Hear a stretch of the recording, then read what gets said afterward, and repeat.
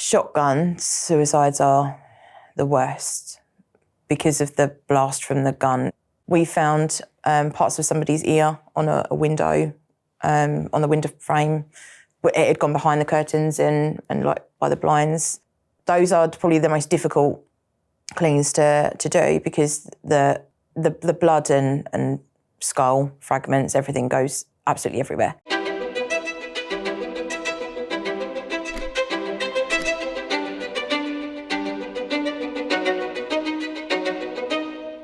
So I was born in Canterbury and grew up there for a little bit in Herne Bay, near the seaside, and then moved to the Medway towns. I don't really remember much of it because I moved away when I was 5, but I always go back to the seaside. It feels like home to me, hearing the waves, and I like going back there. What did you want to do when you were a child? I wanted to be a marine biologist because I used to love dolphins, and but then you had to be really, really clever to do that. What led you into crime scene cleaning? So I started off cleaning an office. It was very successful, had lots of recommendations, and just started cleaning people's houses and ovens and carpets and got into that. I had a phone call one day because there was a drug den locally, and I was terrified of needles. And I said, no, I'm not doing that. I'm not going there. There's needles there and blood and everything. And I went home, and it was really playing on my mind that I'd turned down this opportunity. So I did some research into becoming accredited to know how to handle, scary scenes and needles and blood and everything. I wanted to make sure that cleaning for me would be unlimited. There was nothing that I couldn't clean.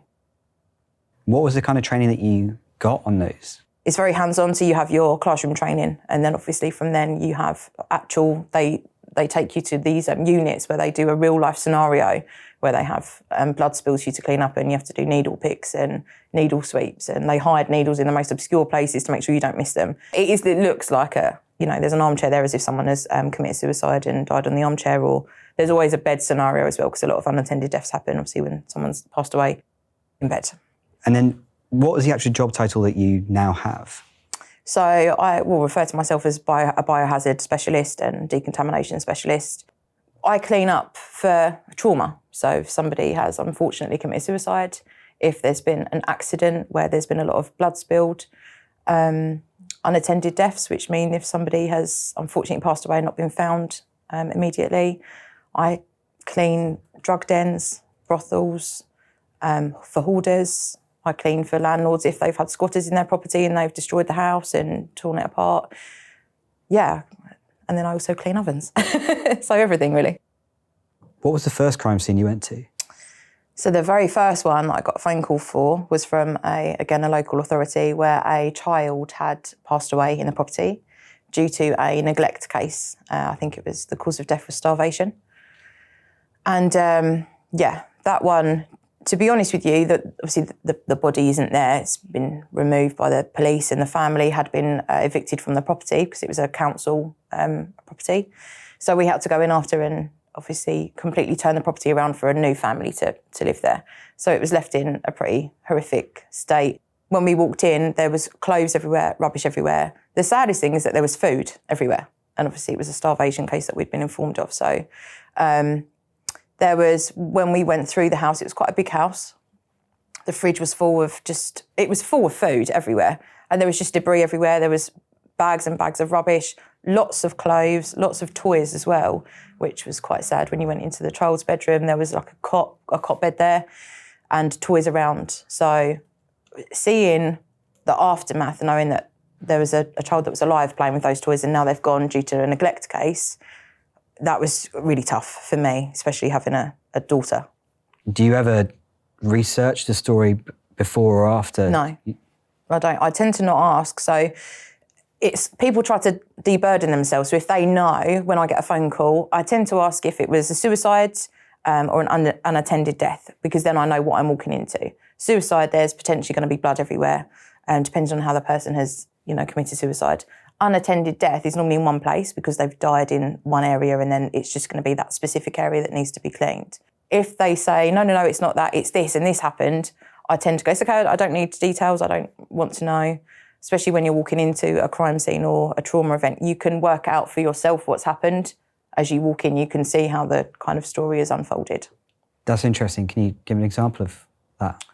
Yeah, sure. So there was two roommates that I had a call out for who lived in Brighton, and they'd had a dispute over a girlfriend, and one had stabbed the other, and he survived, luckily. But when we went through the house, you could see where he'd been stabbed out in the street, had come up the flights of stairs to get some help, and you could see the handprints going through the flight of stairs going up to the apartment. On the door, it was a wooden door, there was a big handprint smudge on there. He went into the bathroom first, I think, and you could see his handprints, bloody handprints, and the blood's just dripping on the carpet, not the floor of the bathroom, sorry, and then coming out to the hallway, into the kitchen, where I think he eventually then got help and was seen. Can you separate yourself at that point from being a cleaner and being a human when you see those stories? It's difficult because I am a human, I have got emotions, but when I'm in the house or the property or the flat or whatever it is, then that's it, we're in. And I just tend to, again, it's a job, I'm here to do the job, as horrific as the job sometimes is. And I know that for the person that's passed away or for the loved ones, I need to do a good job so that they're coming in and the trauma scenes have gone. What has been the most difficult case you've been called to? Shotgun suicides are the worst because of the blast from the gun. The blood and skull fragments, everything goes absolutely everywhere.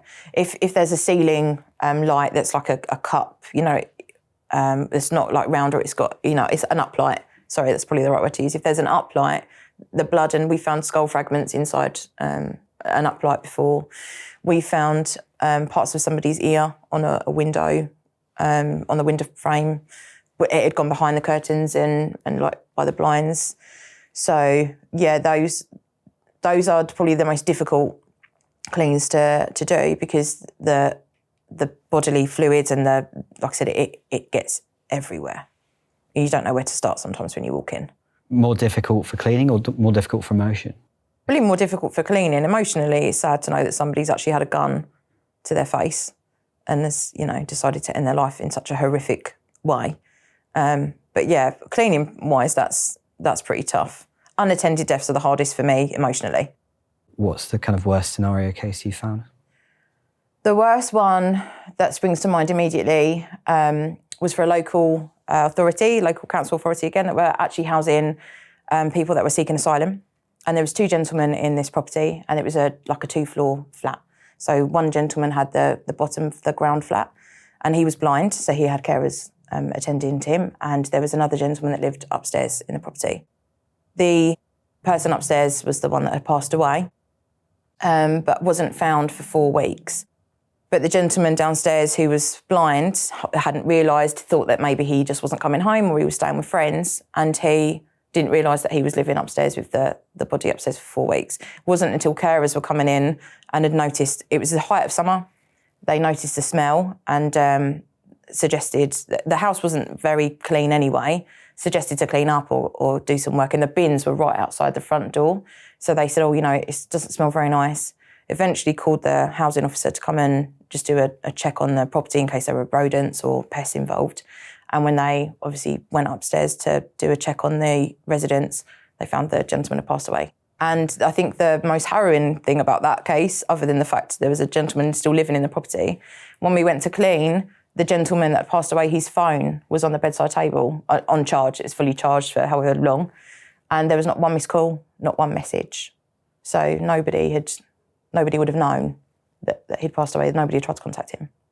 It's when you come away and then you think about, you're sorting through these people's possessions. Like I said, there's photos, there's phones, what medication they had, what music CD they've been listening to, what they've been watching on the TV, if there's a DVD in the box and all that kind of stuff. So you can picture their life. Sometimes you find things in common, I like Backstreet Boys or whatever they're listening to, I like this. And you think, it's a person that's no longer here anymore, and you're just, everything that they had in the world now doesn't mean anything, and it's all just being taken away. As a professional cleaner, what's the hardest thing to clean? Like plasma, so like bits of bodily skin, hair. Sometimes you physically have to scrape. I know that sounds awful, but again, you have to physically scrape the person, if they've started decomposing, and that the body has gone past the point of, obviously, you bloat and then you start to, melt, essentially. The skin, the oils, the grease, the fats, you have to physically sometimes scrape that off. So when you know that you're scraping somebody off of a wall or the floor, that's quite difficult to clean, and it's sticky as well. Off of a wall? Yeah, off of a wall, like if somebody's died against a wall, or into, for example, if they're in the bed that's up against the wall, they'll start to then not disintegrate, is probably the wrong word to use, but yeah, they'll start to decompose through the mattress, through the divan base, through the bed base, into the floor, into the carpets. So carpets, that can all be taken away, but when it's on a wall, you physically have to scrape that person off of the wall. That's difficult to clean. Well, you're there sometimes face to face. I've had somebody's imprint of their face and their ear outline on the wall where they'd passed away, and their face had started decomposing into the wall. So when you're face to face with that and you're scraping it, you realise then what you're doing. What's the longest period of decomposition you've worked with, and how difficult was that? 6 weeks was the longest I've dealt with. That was for an OAP that had passed away on a sofa and hadn't been contacted. I think it was highlighted to the local authority because the post had started coming out of the letterbox. It wasn't going in. They had one of those cages. So the postman physically couldn't get the post in anymore. So we went in, and they were in a living room. So there was a few doors that you had to go through before you got there. So obviously when the person was found, the smell wasn't as apparent because they was in. But as soon as you open the door, obviously then you're hit with it, and that there was dead blue bottles everywhere.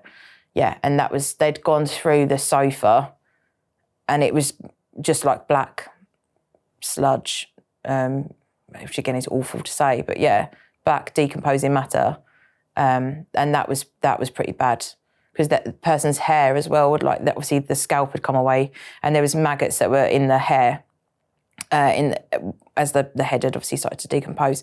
But obviously the body gets taken away, so what's left of the body isn't there anymore, but the hair was left behind. And there was trying to get the hair and stuff off of the sofa, so the sofa was just taken away for incineration. But that was quite unpleasant to see. What does a decomposing body smell like? That's a really hard thing to describe. It's like nothing I can smell it now. So yeah, when you've smelt it, it will never ever leave you. And especially when we go into places where somebody's been decomposing for a while, it gets on you, like the bodily, because you're cleaning and you're touching it. I think I had to wash my hair from one job about 8 times because I could not get the smell of, this chap out of my hair. So, and you want to scrub your whole body afterwards as well because the smell just gets everywhere. It smells probably like rotting, and I know this sounds awful, but rotting meat imagine a bin that's had some steak left in there for a couple of weeks in the height of summer, and there's maggots on it times 100. It's a very strong smell. I've also been to a place where somebody had a very severe mental health issues, very badly depressed, and just stopped flushing the toilet. No reason, it still worked, just stopped flushing it. And the faeces was so high, it was almost touching the actual seat. And you always know it's bad if the toilet lid is down. So if I walk into a bathroom and the toilet lid is down, I think, oh, here we go. And I opened it up, and it was literally full to the brim with faeces. And the worst thing, this is the first and only time I've ever been sick inside my own mask. I had to break the seal as such. So it was a solidified layer of faeces. I was trying to obviously clean the faeces away. And when the smell hit me, flies came out that had obviously been living in there. And that eye-watering, I was sick in my mask. That was probably the worst. The mask was just filling up with sick. I had to run out of the flat, obviously rip it off my face. Go to the van and compose myself. So and that's it though. Once you've been sick, I'm not sure, you've opened the floodgate. So it's quite difficult to go back and deal with that. But you just have to deal with it. It's my job. When you come to an unattended death, how many of those cases are hoarders? probably half the ones that I've done. There are lots out there, especially because a lot of people hoard themselves in, so they can't actually get out. They surround themselves with their belongings. And lots of people try to help them, and family in the end, just if they can't help them anymore, or they're so lonely and they've hoarded themselves in and nobody speaks to them, they're not found for a while because nobody knows that they've passed away because they're not being checked on.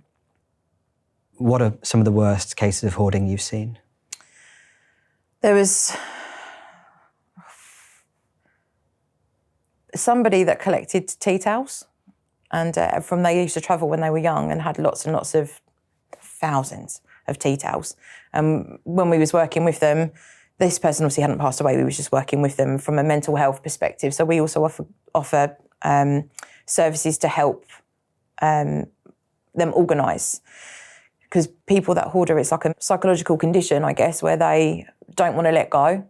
So it's very difficult working with people who are hoarders because they want help, but they can't accept the help and don't want to let anything go. So we tend to do a lot of mental health work with them because that's the base of it. Once they get to the root of why they've got the OCD or the obsession with keeping what they're keeping, we can then help them move forward. But the tea towels, I remember going and there was, you couldn't even see what it was from. It just looked like it was a mouldy, white, frayed rag now. And they was like, oh no, I got that in Cyprus, 1978, I want to keep that.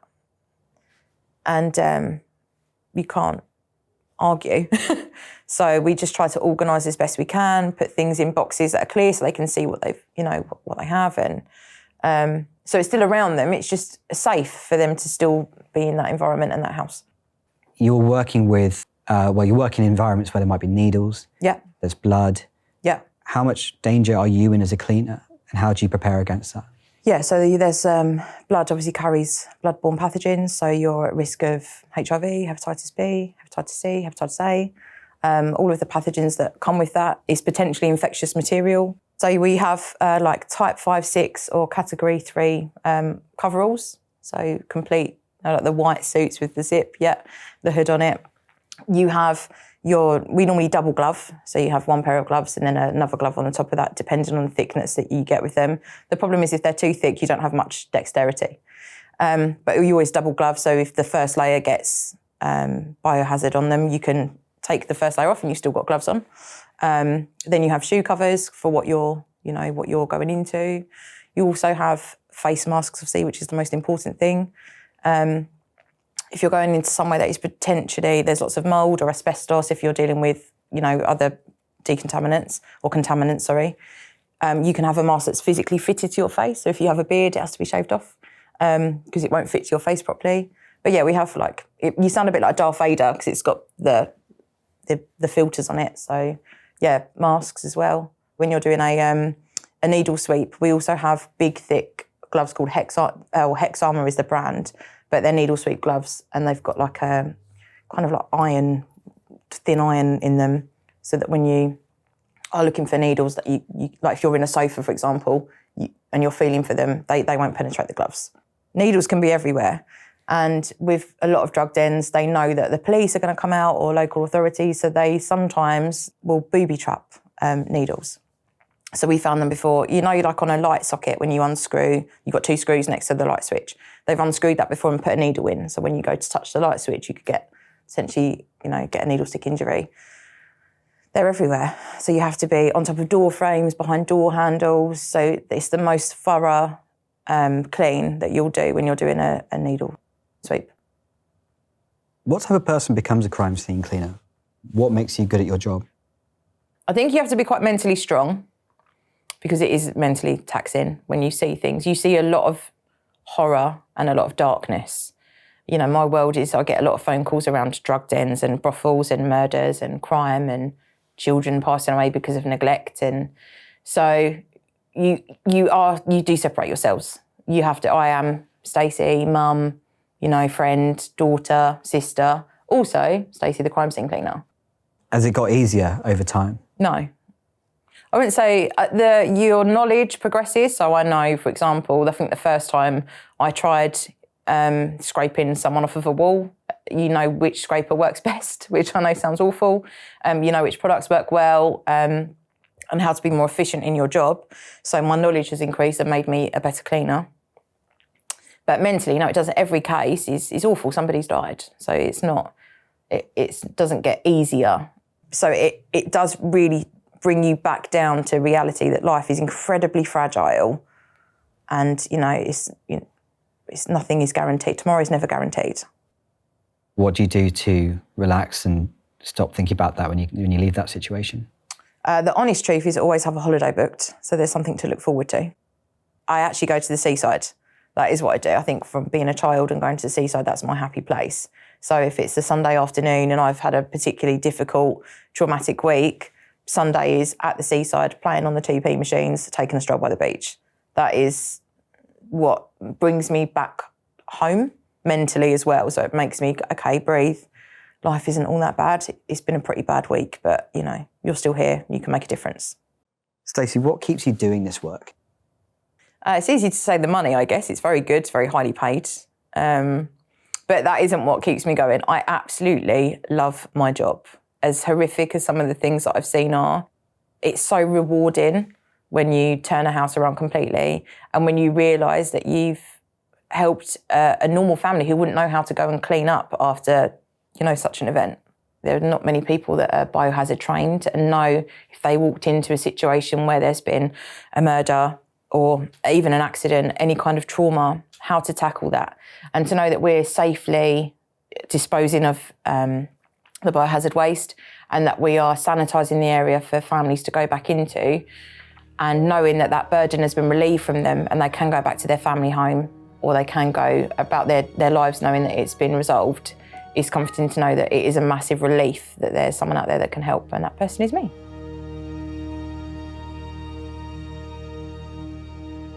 Never forget, examining her mother's body on this dirty red carpet, real tight pile carpet, stained. And her mother had bilateral untreated breast cancer. You could literally look through her ribs and see her lung. And in life, she had been this way. This was not decomposition. She was literally rotting while alive.